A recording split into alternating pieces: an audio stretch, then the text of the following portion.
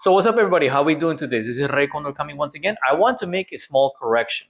In my last video, which I was mocking passport bros who travel to Colombia supposedly for culture and traditional women, which is actually sex tourism and child exploitation, I mentioned that they don't go mockingly to, the lost city in the northern part of Colombia, and I called it Tayuya. It is not called Tayuya; it's called Tayuna. The First Nations of the American continents, or even in the Antilles regions in the Caribbean, they have always had the short end of the stick, and I think it's time that we need to talk about them and also give them the respect that they need. Now, before I go more into my correction, I would like to point out another thing. When it comes to sexual tourism and this whole passport bro nonsense, most of them will go to the big city like Medellin or even Cartagena and stuff like that. But some few, they will actually venture out to places like this where you have these indigenous communities where they don't have as much, I would say, presence from the government. And I have heard stories of foreigners who go down there and they do sexually exploit the kids, and they do exploit the women and the local peoples, because they're impoverished. Now, don't make it. I don't want to make it seem like everybody, all the indigenous people are savages and uneducated and they're super poor and everything else. Some of them are super educated and they still choose to live in the traditional lifestyle. Some of them go to universities and still live the traditional lifestyle.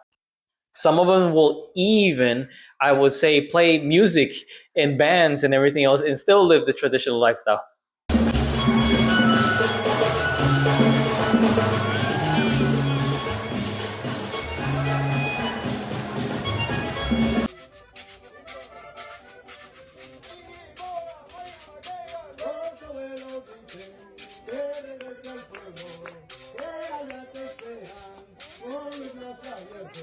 But this is a real pervasive thing. Not only is Colombia trying to stop sexual tourism by stopping people at the airports, but some of the people that go into Colombia, they go into regions where there isn't much of a police presence, much of a national presence, and they do take advantage of that. I heard this in the Guajira province, in the far south by the Ecuadorian border, maybe even in the eastern Amazonian regions or in the flat plains. It does happen. It does happen. So the Lost City is not really called the Lost City. It's called Teyuna. That's a name that foreigners and including some people trying to make money off of it are calling it. Teyuna is actually 600 years older than Machu Picchu. It was an ancient city created in the mountains. And this, from what I heard, I think it was like 600 BC. I think someone said 600 BC at one time. Accidentally, it was discovered by poachers, but the government took over, and the local peoples of the area, the Kogi and the Wiwa, are protectors of that land. And they do have what is known as ecotourism, where people can go. Obviously, you need to go with a tour group. You need to ask for permission for coming onto the land, and they will. That's how they make their money. But at the same time, they do a lot of exploration, a lot of hiking, and also education on them. If I remember correctly, I believe there's about 66 to 90 different dialects of the original language of the Americas. And I believe there's like over 100 different tribal groups, each with a different culture. Some are related to each other, different dialects, and different, I would say, form of thinking. My channel was originally about Colombia, the food, the people, the culture, and I got embroiled with these group of passport bros because it is starting to become an international scandal. It started to become a national problem, an international problem, and the locals are not having it. And I need to talk about the most marginalized people in the country, because unfortunately the most marginalized people in the Colombian society are people of African descent and people of pure indigenous descent. Everybody's mixed to some degree. If you were to see my grandma, don't let these green eyes fool you. Don't let these green eyes fool you. But if you were to see my grandma and you were to see the rest of my family, you could tell that they don't look like me. They have very indigenous features. Some have African features and stuff like that. But we cannot let that. We cannot, let our modern culture that we have nowadays and identification to erase the original peoples, because they are still here. They are still suffering, and I feel that I need to give them the respect that they need and the honor, because if they were the caretakers of this land before my European ancestors came about. And no, I don't want some knucklehead in my comment going, "Oh, you're racist," because I get accused of racism all the time. As a Colombian, me, a person of mixed parentage, I honor the three main pillars of Colombian society, which is Europe, Africa, and the Native Americas, which these are the actual natives. They are the forefathers. Somewhere along the line, I may have like 2% somewhere, but I do need to honor the ancestors of this land. Don't be fooled by these green eyes. I want you guys to take a closer look, okay? All right, don't be fooled by these green eyes. I'm going to show you something. I have very mixed parentage. If you were to see my family, you will see a lot of my family members will have indigenous features much stronger than me. And I have family members who are Afro-Colombian who are black descent, okay? And if you're trying to say, oh, she looks like a white lady, she's not. I'm going to show you something else. This is my beautiful grandmother right above my head, and if you do a closer look, you can see that her eyes, that she has folds in her eyes. She has different features. And if you're to see my grandfather right above me, if you're to see him in real life, he's very, very, very dark.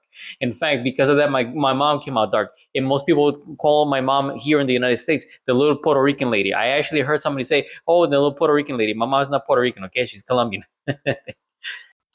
Turns out that I got my phenotype from my dad, but I get the green eyes not from my maternal grandmother, which is her, but it's from my maternal grandfather's father, the one who you see in that picture right there. His father was a paisa, which is a person from the paisa territory. I'm not a paisa, okay? I am Bajuno, which is a different type of ethnicity because people don't understand the difference. And I would like to let you know that here's my grandma and here's my great great grandmother right behind me. And that's my brother right there who I covered up because he doesn't want to be on here. He's very Americanized. He doesn't like get into any nonsense. But trust me, he's very anti-passport, bro. If you people think that I'm bad, he just doesn't want people going to Colombia, period. He doesn't want people going to Colombia, period, at all. Like because of the whole, he's so turned off by the situation. Anybody says you should go to Colombia, don't go. It's dangerous, and that's it. He doesn't want you to go. I want regular people to go. He doesn't want anybody to go because he's so angry at the whole situation.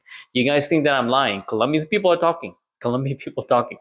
Okay, yeah, and that's my dearly beloved grandmother that passed away. I believe in last May. Yeah, it was a few days after my birthday, and then she passed away, and then Pope Francis passed away the next day. May she rest in peace. God bless her, and God bless Pope Francis. If anyone is interested in going, please do. There are multiple travel agencies. They go through it. It's a process. They do go in groups of 20. From what I understand, they do need to ask permission from the elders of these tribes before going up there. But it's very safe. It's well protected. The Colombian government does have soldiers along the way. You go through like a 3-hour, 4-hour trek going up there, and it is my dream to go there one day. And you have different stations, and I believe 3 days and 3 nights through the jungle. And once you stop there, they do have like these little hostels that you can sleep in, and they cook for you and stuff like that. So it doesn't matter if you're a passport bro, whether white or black, because I'm not going to give up and I'm not going to stop the pressure. Someone always likes to make it about color. Okay, passport bros are men who travel to different parts of the world to impoverished nations, whether it's considered third world, because they have greater economic power. And someone always likes to make it about race and about color. I have seen Chinese passport bros, I have seen white black passport bros, and I tend to mock them and I put the pressure on them because Colombian society is very, very tired and very angry. This is becoming a problem.